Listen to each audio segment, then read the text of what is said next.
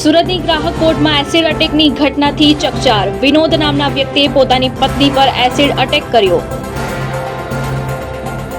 Court કાર્યવાહી સમયે પતિએ પત્ની પર એસિડ એટેક કર્યો. છેલ્લા 8 વર્ષથી પતિ પત્ની વચ્ચે વિવાદ ચાલતો હતો.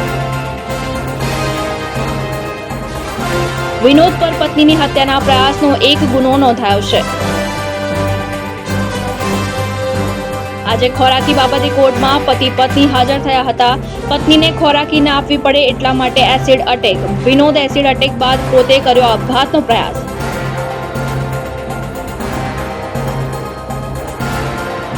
મુકેશ બાંધણી એડવોકેટ, ફેમિલી કોર્ટ સુરત. આજે પક્ષકારોની કોર્ટમાં ખોરાકી અને રિકવરીની મેટર હતી. એની અંદર બંને પક્ષકારો અને વકીલો હાજર હતા. ચાલુ કોર્ટની અંદર પત્ની ઉપર પતિએ પાછળથી એસિડ છાંટેલું છે. પતિએ પછી શું? આ રીતના અગાઉ પણ કોર્ટમાં જુબાની આપવા આવેલા હતા પતિ. ત્યારે અગાઉ પણ 7 વર્ષ પહેલા અટેમ્પ્ટ ટુ મર્ડરનો ગુનો ઓલરેડી એમના ઉપર દાખલ છે. હાલમાં આરોપી જે છે તે બેલ આઉટ છે અને આજે રિકવરીનો કેસ હતો. પોતે કોર્ટમાં પૈસા પત્નીને ન આપવા પડે તેથી કરીને આજે પત્ની ઉપર ફરી વખત એસિડ છાંટીને મર્ડરનો પ્રયત્ન કરેલો છે. આને તમે આજે એડવોકેટ તરીકે કઈ રીતે બોલવા છો?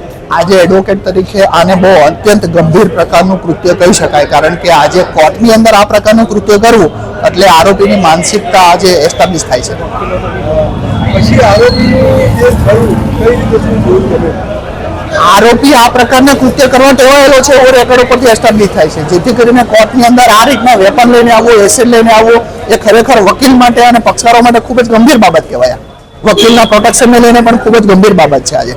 હવે આ પ્રકારના કૃત્ય બાદ, આ બે વખતના અટેમ્પ્ટ ટુ મર્ડરના કૃત્ય બાદ એવું અમને સાંભળવા મળ્યું છે કે આરોપીએ પણ પોતે કોર્ટની અંદર ઝેરી દવા પી લીધી હોય એવું માલુમ પડેલું છે. ભાવેશ ઉપાધ્યાય, દ્રષ્ટિકોણ ન્યૂઝ, સુરત.